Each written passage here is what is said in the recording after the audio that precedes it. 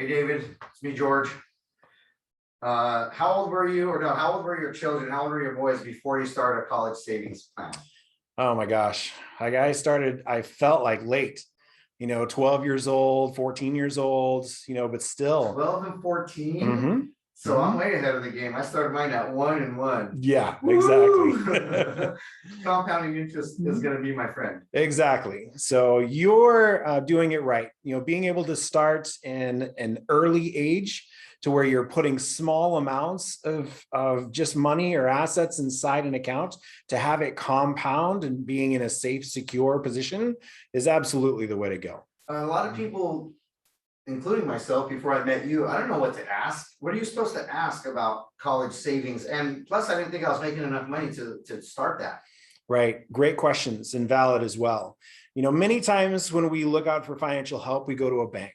And a bank is typically going to tell you about an account that's called a 529 plan. Those are college savings plans.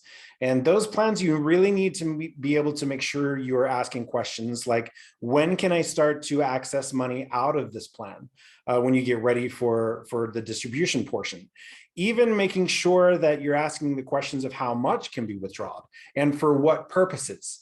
If something happens and your child ends up going to school, maybe part-time, and then ends up being an entrepreneur, even being a business owner, that would actually make a big impact because those accounts can only be used for education purposes, and that's it. Once they're no longer using them for education, any remaining balance will have to be taxable to the business owner.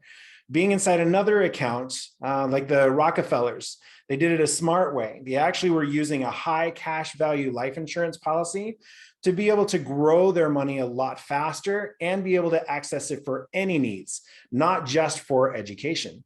Also protected from any kind of market volatility.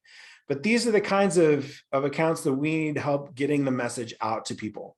Many times people will not understand them, not know what questions to ask, not be able to see where the fees are structured.